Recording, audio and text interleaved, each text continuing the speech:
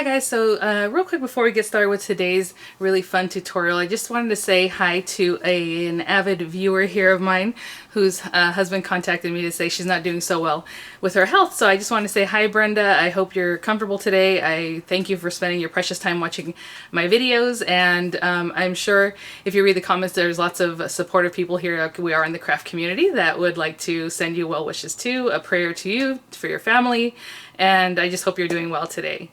Alright guys, let's go ahead and get started. Okay guys, so this is the little project we'll be working on. So I made this one probably in about an hour. So if I have any links to the pens and things like that, they will be in the description box, and possibly be affiliate links. So, which would mean that I make a small commission if you were to buy like the Arteza pens through Arteza and things like that. So this is just something I decided to put together because somebody had, on my Arteza review of these acrylic pens, asked if I would paint on fabric to kind of see how that works. And I don't really do a lot of, I remember when I was a kid and like go to like vacation Bible school type things like during summertime, and then we would do like little shirts and stuff like that. But other than that, I don't really do that much. So I've been wanting to do some embroidery and other things, and I'm like, oh, you know what? Wouldn't it be cute if we just like did some coloring with acrylic and then with some embroidery? And I thought it must be easy. I mean, you just paint and then go for it. So I'm like Googling things, and like hardly anybody has done something like this. And I don't know if it's because it's not cute or because it's just the thing that they want to do. Or acrylic paint can get thick, but this is not super thick, right? Because it's coming out of the pen. So I think that's another reason, because if you're trying to punch your needle through, it's not that easy, right? If you do it through paint. So really quickly, all I did was I came to my stash, and I have this blue fabric, and this happens to be from Crafter's Companion that I got in like mystery bags that have to do with needlecraft or whatever. They're soft craft like mystery bags, and I really like it. So this fabric, I don't know if it's considered embroidery fabric. It's like a linen kind of blend, or cotton. It's a cotton blend that looks like linen. But basically, whenever you do embroidery, you can embroider on anything that's just like this. You know, anything, jeans, wherever you want to put it. It doesn't matter. But so this is just the material, and I'm just don't want to scare you guys off. A lot of people use muslin, which is just white, or like the beige one that's a little bit thicker, just to make it more earthy looking. But definitely get embroidery cloth. But again, anything that's a full weave. Does that make sense? It's not wholly like Aida cloth, and I'll talk about Aida cloth in a minute, just so that you know more about embroidery as opposed to cross stitch. So that's what I used, and I literally just got my little frame, I measured it up, and I cut it and I stuck it in here. So we're gonna go through all those steps. Obviously, you're gonna need an embroidery hoop. Some people do embroidery without a hoop, and that's fine, but you really have to hold your fabric, in your hand really nicely. I haven't done that, so I've always used the hoop. So really quickly, as far as the hoops or kits, or your thread, I just wanted to mention that Amazon has a ton of kits, and if you really go and look, they're basically the same kits that they sell on AliExpress, but AliExpress right now especially is going to take you 3, 4, 5 months maybe to get it in, right? They're based in China. But what's interesting about Amazon is that they carry a lot of the same items, and they are coming from China, they just don't tell you that. But when I check now, it looks like they're storing some in warehouses, because the same stuff, but it still says you'll get it in a day or two. So that's a step up, but they do cost like twice as much as if you were to buy them from AliExpress, right? So I have a ton of kits, and I couldn't find any of them other than this one, and it's something like this. Like, you'll see these kits, and you see it has a little embroidery hoop, and it has a ton of the thread that you need. Lots of it. And this one is actually a punch kit, so then it comes with this little punch thing that you do a different type of embroidery with, and then all kinds of needles and everything. So these are super inexpensive. Again, on Amazon they do cost a little more, but you're gonna get it faster, so hopefully the value is there for you on that one. Otherwise, just look up embroidery kit or embroidery, basic embroidery kits, either one, Amazon or AliExpress. And I'm not going to go off on a tangent on that, but what's funny about Amazon is they also carry the same kind of bunk dies and stamps that you would see on AliExpress, but apparently I guess it's okay because it's Amazon. I don't understand that at all, but okay. Anyway, so we're going to do, I just want to let you know where you can find something inexpensive if this is something that you want to do. Or you can just pick up a pack of needles like this. This was from Walmart. I bought it a long time ago. It says assorted needles, and if you read on the back, it tells you that there are betweens, and so these names have to do with the project you're working on. So chenille, darners, embroidery, sharps, and tapestry. So the embroidery needles are the ones that are still sharp. Let me close up this way. And they have a eye in the back that's large enough to get this kind of thread through it, right? So it's a little bit bigger. And with cross stitch, you would use a needle that's almost similar, but it's more rounded. Because cross stitch, you use Aida cloth. Aida cloth has like little squares, so you know you're going to go inside one of those little holes that's made by the little squares, the little plait, or the way it's woven. So you want it to glide underneath and then go into one of the little holes. You don't really need to pierce the fabric. But if you need to pierce the fabric, which is what we have to do with embroidery, it needs to be a little bit sharp, right? So it needs to be sharp. But the back is a bigger loop than just your normal needle. So if you look at something like this, you could say like, okay, not this one, not this. I mean, it's tiny, right? The loops are really small, but once you start getting into the, they're still sharp, but the loop is bigger, like these guys, then you're in business, okay? So I just grabbed this kind of a medium-sized one. They have longer ones. I like that for me to use. Thread, of course, embroidery thread. So all that thread that you have to make friendship bracelets or any other project, that's what we need. I used black and then assorted some colors here that I just had left over from a friendship bracelet. You can see they're just pieces, and that's all you need. It doesn't take a lot. And then, of course, you're going to need to know your stitches. And so with this one, I have your back stitch, which is just this little stitch here.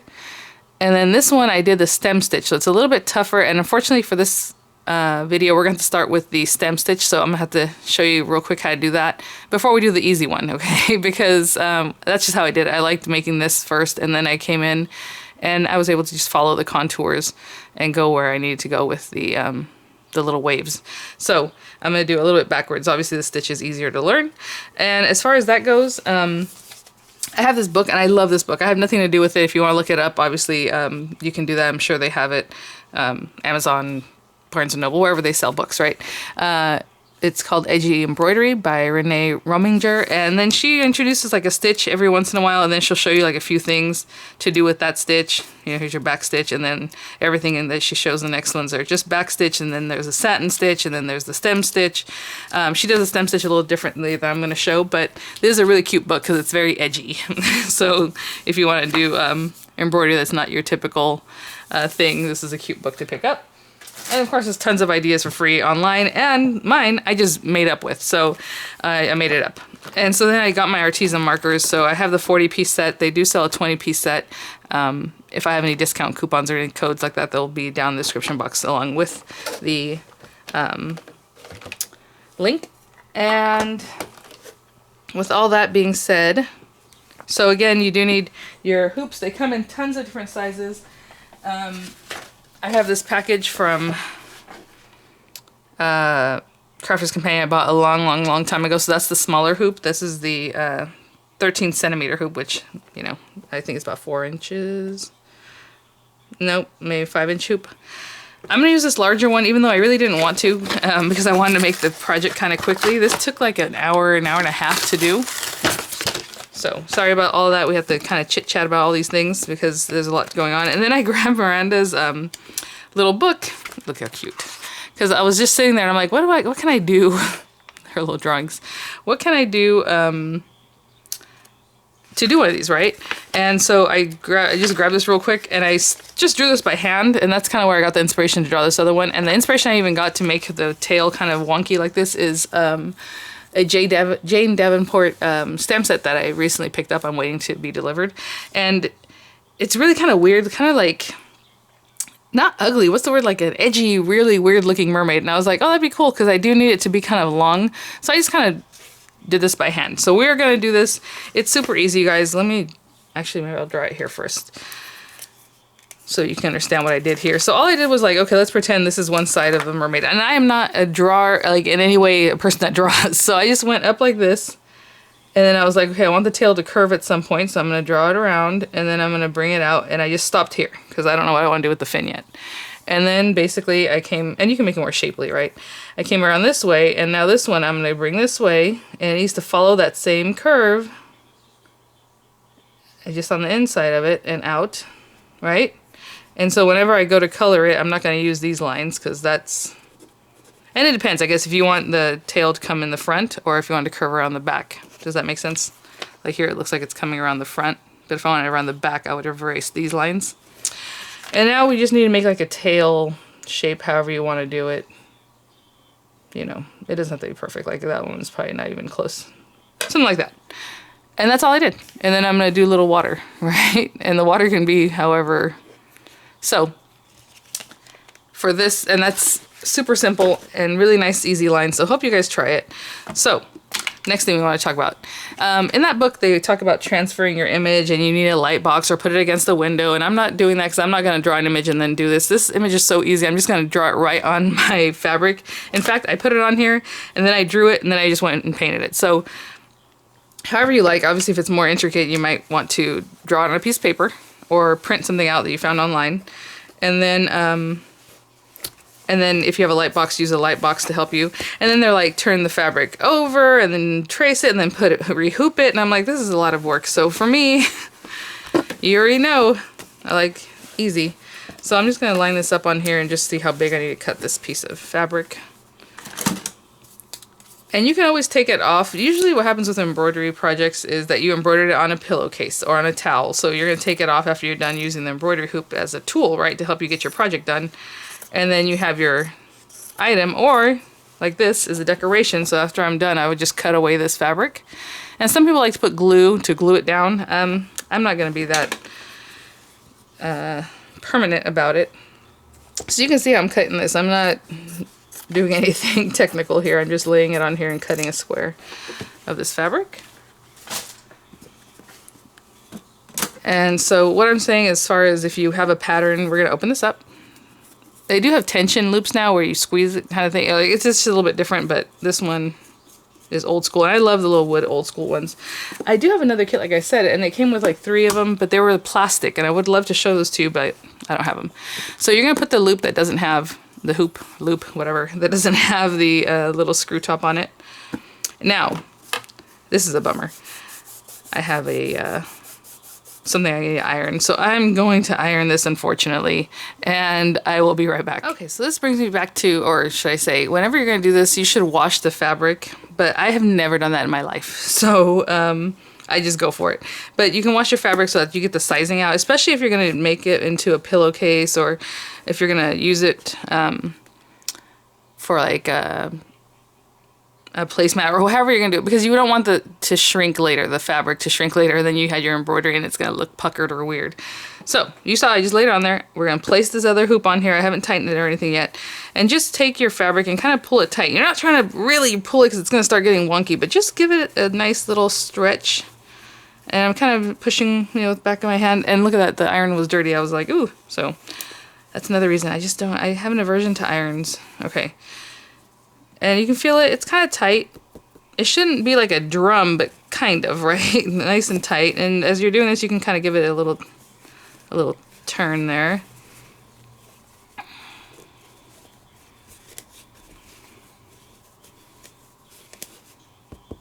That's probably pretty good. You hear, it's not super, super tight. The other thing is that's the next thing you want to get right if you're doing placemats or napkins or anything else, because once you get it off of here, if you had it super tight and then you did your embroidery, it might also pucker when you let it go because it's gonna like relax basically. That's pretty good. I mean, there's a little tension, but not too much. Okay, so I'm gonna do this with a pen, even though I don't want to do this with a pen. On this one I did it with a pencil and it was easy for me to see, but it might be hard for you guys to see. So I'm going to just put this on here. And again, it doesn't even matter if it's straight at this point because you can always rehoop it, but I don't like rehooping. I want to do it now and it be there and I'm done. So just want to make sure this is nice and tight. So I'm just gonna look at my image for reference. And again, not a big deal. And definitely use a pencil if you're kind of afraid, because then you can just kind of ignore it because pencil's so light. But I'm going to start like here. Go up and around. And then stop. It's a little bit small. Let me go this way. And then again. Start following this. Let me get this to right again.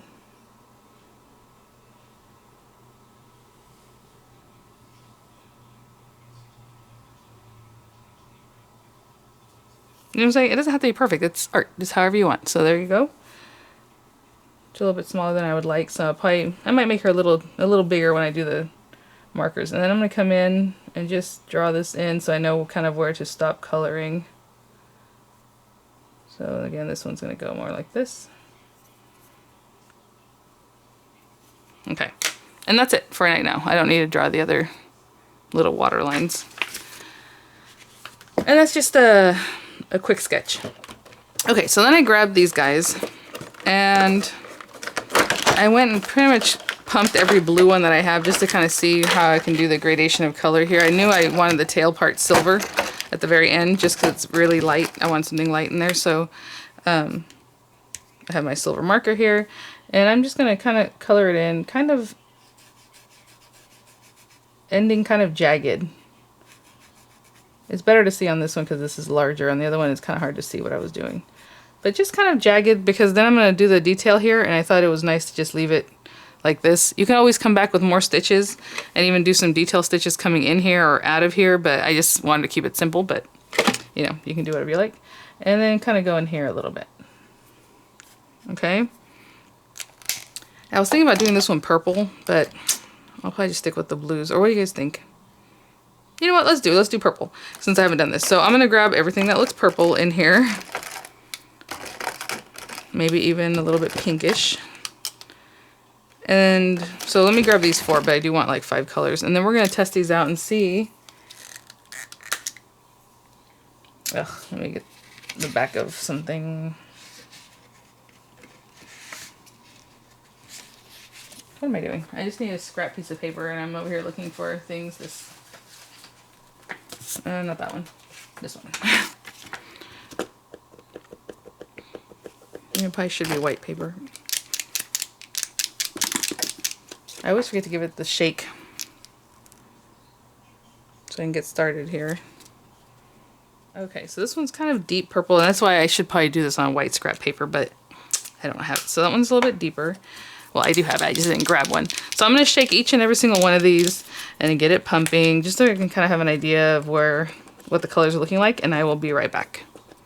Okay, so I tried all the different purples, and I have them lined up in front of me from the darkest to the lightest. And so for me, the darkest is eggplant purple, then royal purple, then amethyst purple, and then orchid purple. And then I might do a little pink, and we'll talk about that in a minute. So I just grab the pens, the markers, and just kind of follow those contours that I drew.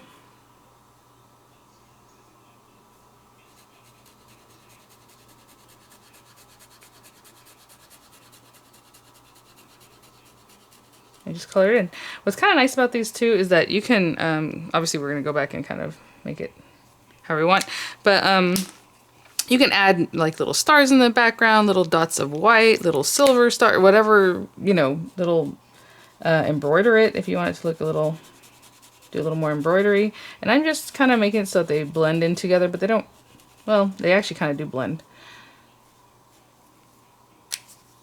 So I'm going to go to the next purple.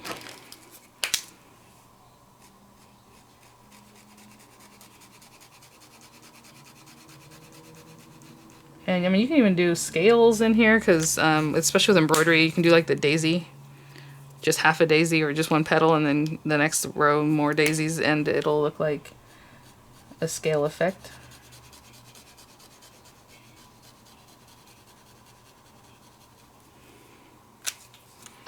Pretty pretty. And then this one, I think I'm going to go use this one. This is rose pink. So this one's going to be quite a bit different. And again, I'm just following what I have done here. And when I get to this spot, I'm going to go into where it curves. I'm going to stop, right? Because there's that area where it overlaps. So I'm going to pick it back up right here with the same color, just so it looks like it's continuous. And then from here, I'll switch out to another color. And this tail is really long, so in the other one, I think I only used 4 colors. I'm going to go ahead and use this one too, I think. This is a good, yeah. Actually, I should go lighter. I should have started with this guy and then gone to that one if I was going to keep going with these pinks. Let me see what this one, ooh, that one's too bright. Hold on. Let me go through these and find a pink that kind of goes, and we'll finish that tail. It looks like the other colors are too light, so what I'm going to do is, since these are just acrylic, let me make sure I get the right one. I'm gonna take this and go back over this part.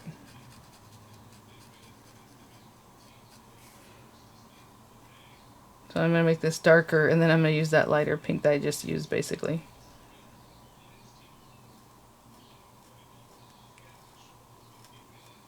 So this is the magenta, and now I'm going to use the rose pink to finish it off. And then all I'm going to do is heat set this. Now again, you can take it off your hoop and then use an iron to go over it, and just put like a old towel or something over this, and then your iron. But I again don't like taking things off the hoop once they're on here, and I just want to go to the next thing. So I'm going to leave that. Let me bring some of this silver back for just a second and kind of do a little of that. Blend that a little better. So hopefully you guys have an idea of what I did there. That's it. That's all the coloring we're doing, and that's pretty much the project there.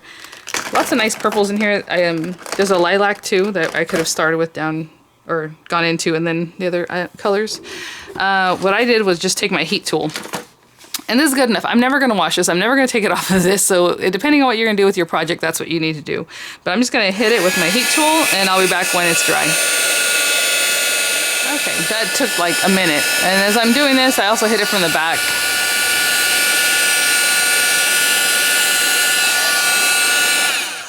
All right, now is the moment of truth, guys. This is the fun part. I'm going to sit down.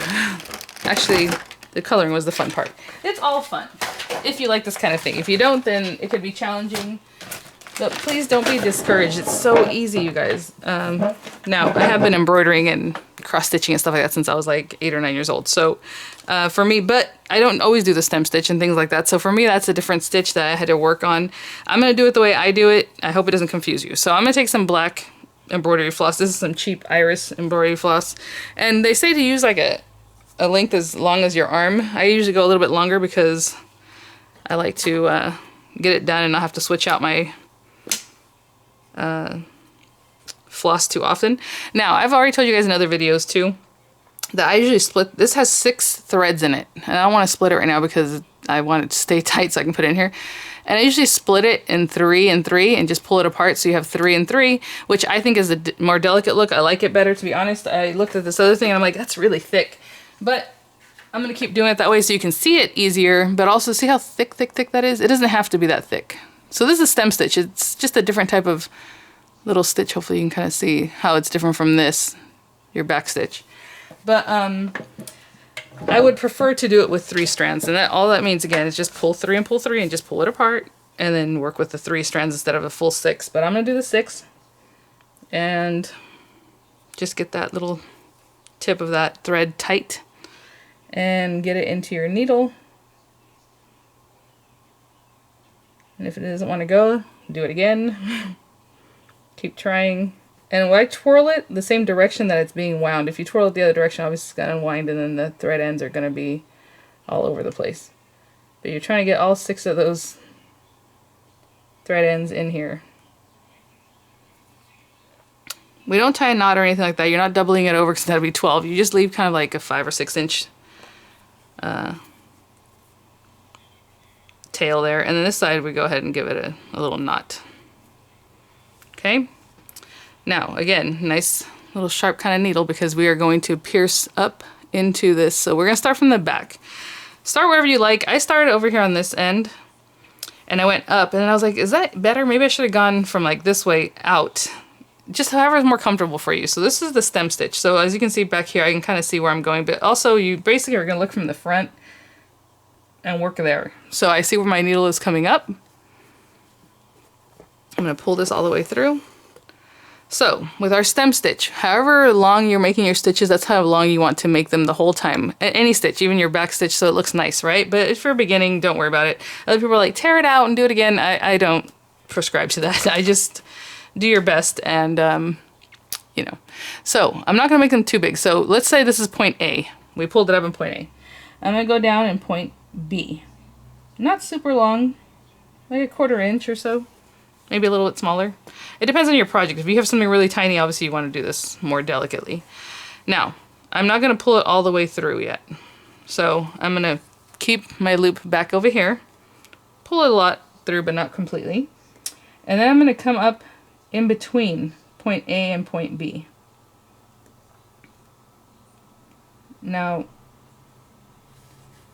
I want you to see. Now I don't know how to explain it. You can keep it behind, you can keep it in front. What you're trying to do is be on the line and then come up in between the two. So I'm going to pull this, and now I am going to pull it all the way through. And you might get little knots here and there, but just be careful, okay? Right? So I don't know if you can see. Point A, point B, point C is in between and it's coming out right here. So now I'm going to go down to point D, which is going to be the same length. Not the same complete length, but the same length, a 1/4 inch from where you're coming up from point C to point B. Okay? So, because if you went all the way out here to do another 1/4 inch, your stitch is going to be super long. So you're still doing 1/4 inch, but from C to D. Right on the edge there. Again, keep that thread back or forward. I guess for me, I do forward. Now I'm going to bring my needle right back up through point C. I'm sorry, point B. I don't want to confuse you. So A came up, B went down. C came up between A and B, went down at point D, and now you're bringing it back up at point B. I know it's hard to see, and I'm trying to explain the best I can here. Right where A and B were, A, B, come right back up at B. So this is just repetitive. This is all you're going to do now. Now we will pull all the way through. And now I'm going to make a new point, which I guess would be point E. Again, making a 1/4 inch from there. Right? So I'm going to go down. And now I'm going to bring him back up at point D, where we had left off the last little guy.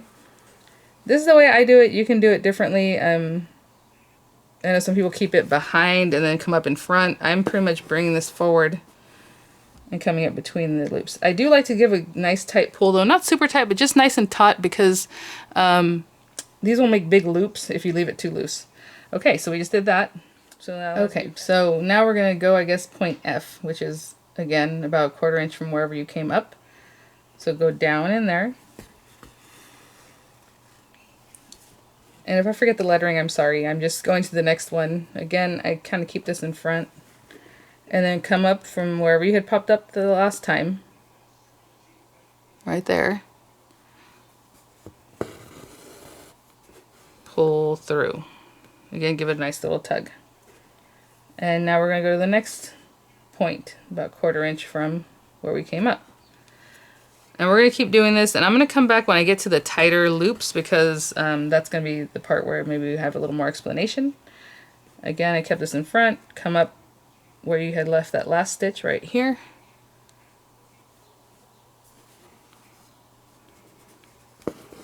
So you're just kind of going back a half, back a half, back a half every time. So forward, staying on that line. And then bring your needle up where the previous stitch had ended. And this is so relaxing, you guys. I just sat there, I was watching the news, just doing my little artwork. I'm thinking about maybe doing an embroidery sampler so we can talk more about the stitches on just a white fabric so you can see it better. Like I said, you can embroider jeans, everything. Purses, bags, hats, whatever you want to do this. And then up there. So I'm going to continue going, following the contour. If you just stay on the line, you're going to follow it. You don't have to do anything special. You're just staying on your line. And I'm going to come back when I get like here. Okay, so we're starting to get to that little curve. So once you start curving a lot, what I would recommend is just making smaller and smaller stitches. So it'll look nice. But for right now, I'm just going to go to that next spot, right? Let's say here. Yeah, a little bit further up. And also, it never ends, or things happen where you might just pull all the way through and you're like, oh, I didn't come up in between. If you pull all the way through, it's not a big deal. Just kind of move your, like I'll do it right now. Oh, I forgot to come up in between, right? So I pulled it completely. Just move it out of the way and see where your needle should come up. You can always just pull it back. So don't freak out, or especially when you're new, because you're like, oh no, it's not a big deal. Just open it up a little bit and find your spot and pull it through. So as we're getting here again, I'm going a little bit smaller than I was, just so that you can get a nice rounded thing going here. I left that really big, but that's okay. Right there. So what happens if you leave it too long like I did there? You might get a knot, so just pull it carefully. And if you get a little knot, you just have to undo it. So I'm doing smaller little increments here with stitch.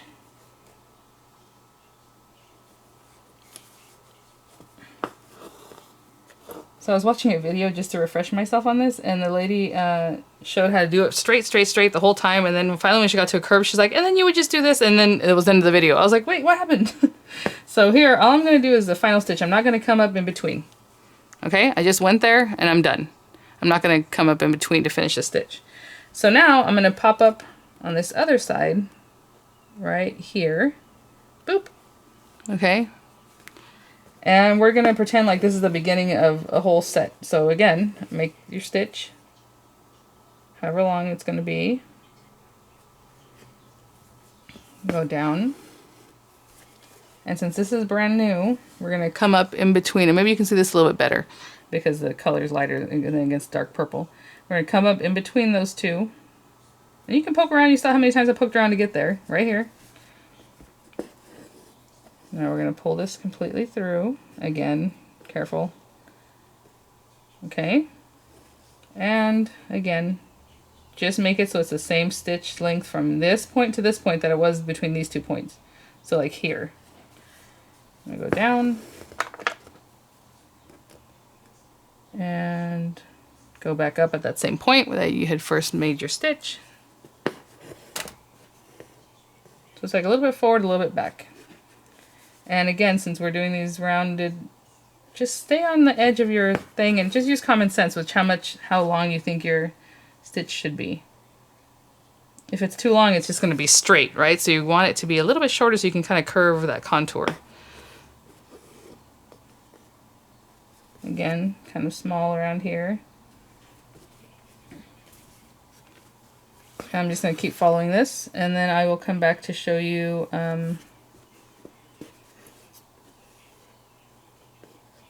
actually, let me see. I'm going to follow this around. Yeah, I'm just going to keep following it around. Maybe I'll come back over here just to show you that part, but I'm going to keep following around, and I'll be right back. So I just want to quickly show you as I come through here. Remember, it's the outer side. We're just following the contours, and oh, see, I pulled it all the way through. I'm just following this, and I want to end up connecting here, right? So it doesn't seem like a gap, but I'm going to put that one there. Oh yeah, I had to pull that one through. I was done with my stitch, and then go through here again, right back at that same point. Nope, I had it, and then I looked at the camera and I lost it right in here. So pull all the way through. Then my next point is going to be crossing by there, and I just want to make sure I'm getting right in there so it looks nice and complete. So I pull that, come back up through that last point.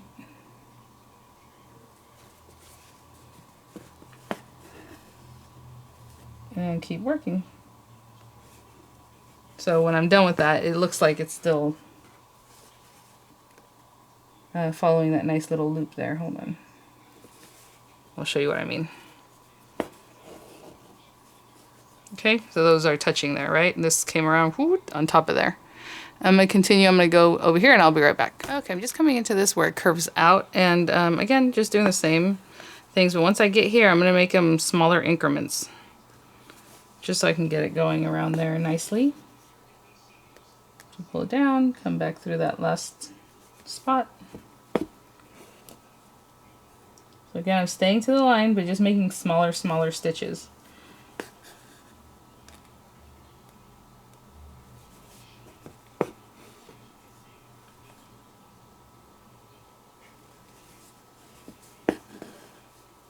Oh, that one pulled all the way through, but I can, again, once it starts getting shorter and you're used to kind of pulling it so much, and then you start pulling through again. But okay, I just pulled that out a little bit, and I'm going back to that last stitch where it came out.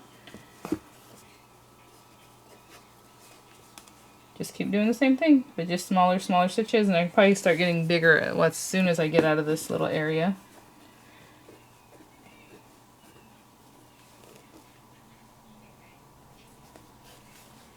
right? There we go. And now I'm just following the line again, and it's a little bit straighter, so I'm just going to make my stitches back to normal length. And keep going. Now, I was thinking once you get here, you can always just stop at the end, so in the end it looks more gossamer, but I'm going to follow the whole contour. But I'll come back once we get here at the top just to show you how to make that curve. Okay, I'm kind of approaching that tip. I can probably put in one more regular stitch before I turn it. And also, I'm kind of running out of thread, so I was thinking this is a good spot to switch out my thread, but let me... Actually, it's probably a better area. I'll show you how to bring it around, and then we'll switch out the thread. So I'm going to go to that tip. And again, it's just like that's the end of our area, just like we did here. I just stopped, and now I'm going to come up this way. But this time I'm going to go forward, right, in this spot here. Bring it back to that point. And now when I stop, I'm going to do the same thing. Just go in between the 2 points and keep going.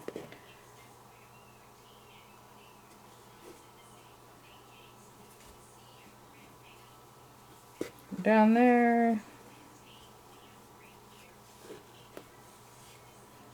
up between where I came out that last time. Okay, and then now I'm going to show you how to finish off my thread. So I'm going to go in here. I have very little left. I'm just going to finish that stitch and pull this out. And what I normally do, you want to do a knot, but I try to get as close as I can to my little work before I do anything else. And then I get my needle to really hold it down at that spot and give it a nice knot. At least try to. Okay, I'm going to go ahead and trim that off. You can knot it again, however many. I don't think it's going to be a big deal, so I just leave it like that. And I'm going to put another length of thread into my needle. I will be right back when I get to that point so I can show you how to continue. Okay, so I already have my knot at the end of my thread. It's on my needle. And we're going to bring up our thread in between, right? We just made this last stitch, this whole thing right here, this little guy. And so just like we were doing before, we're going to pull this to the side. I'm going to come up where the stitch before it had ended. And pull it up. So we're still in between, again, doing like half and half. Like it's just little half stitches at a time basically. And now I'm going to do the same thing. Bring it over. From the top here, and then from the back, bring it back up in that same spot in between where your stitch is going to be made, and then pull through. And just continue. So I'm going to continue all this, and then this is not difficult, but I will come back and show you when I get to this little middle loop, because it's basically after all this, when I get here, I'm just going to finish my thing there and then continue this way. So just like we did up here, just stop, bring it up, and continue. So I'll do the same thing, but I'll show you as we come in here, same thing, just small stitches at a time. So just, I'm getting close here, I'm just making a very small stitch. Kind of like to help my thumb kind of hold this back, that's always nice. And then again, back up to that point right behind it. And now we're getting into this area where I need to loop it around here. So again, just keep working. Same thing, just small stitches so you can get a nice curve. I don't know what time it is or how long this has taken me. Not too long, but it's not to rush through either. I just have to, you know, get this going so I can make the video. But again, up here. But just sit and relax, and you know, I remember my mom, I think sometimes you would buy these little like napkin things that were already printed, but otherwise you just draw flowers, just kind of big loopy flowers, and fill them in completely with like your satin stitch. You know, all the different stitches that you learn, and it's really fun. But anyway, I'm going to keep following this. So again, right here, holding it back with my thumb, going back to the point where that last one came out of.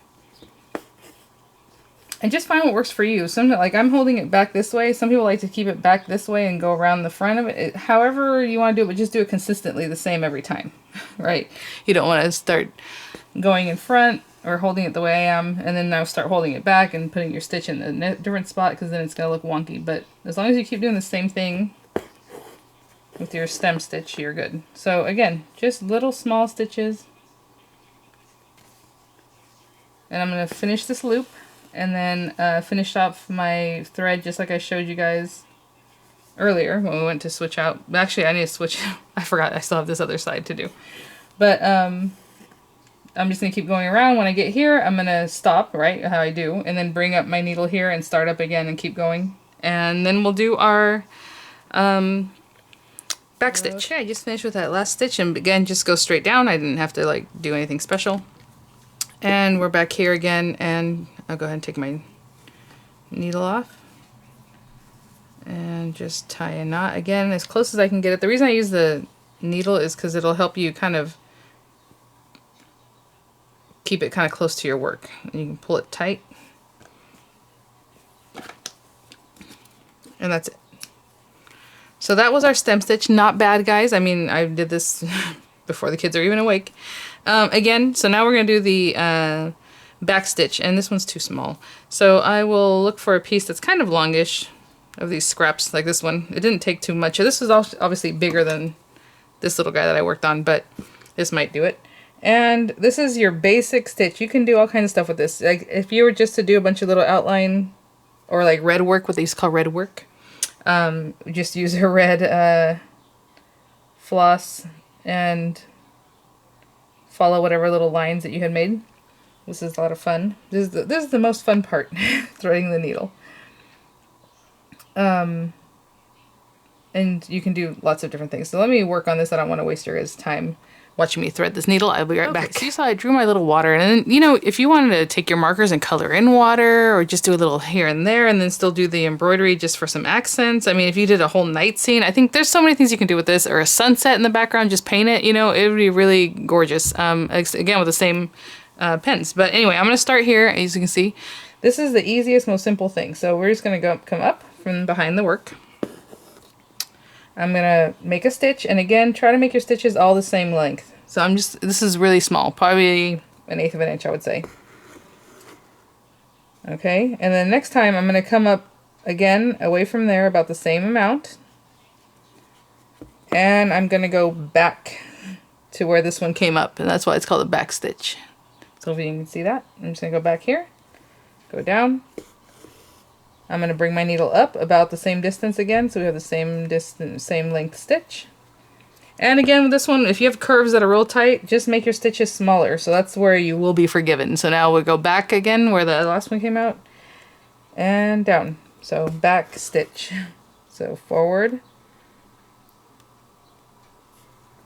And so try to keep them about the same length, you know what I'm saying, the same stitch length, but you know me, I'm not picky about any of that. And just keep going. I'm just following the line.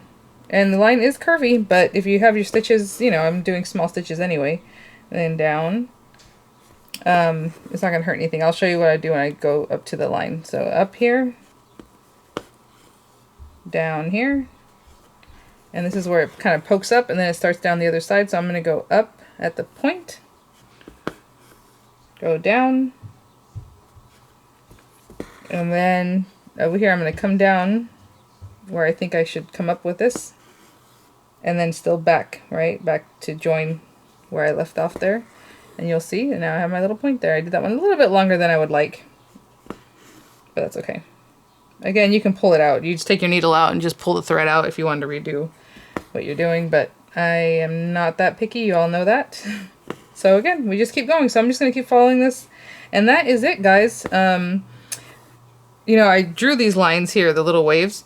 On this one, I drew the waves, and see, they're kind of nice. And then in these, I just eyeballed. I just worked on it as I went along, and they're not as cute as these. So I definitely would go ahead and draw yourself a little guide, because look at this one, it's kind of off. But still very cute, a really fun way to use those pens. I'm going to do a little bit more just to show you what happens when I get close to this part.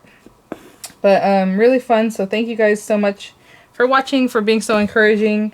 Again, Brenda, I hope you are doing really well today, and definitely read the comments. I know we have a very supportive channel here. I'm sure lots of people have nice things to say. So I'm just going to keep going. And once I get to this area here, again, whenever you have to switch out your thread, just switch it out like I showed you. Do your little knot, start the new one. And here I'm just trying to get as close as I can to that black thread so that I'm right on it, right? I want my little curves. I was looking for some variegated embroidery floss. I know I have it, but I couldn't find one that was like blue and white or blue and green or something, so that would be really nice. So this is just a blue color that I had found, but see how I'm just staying right close to that black line so that it looks really nice and one cohesive piece.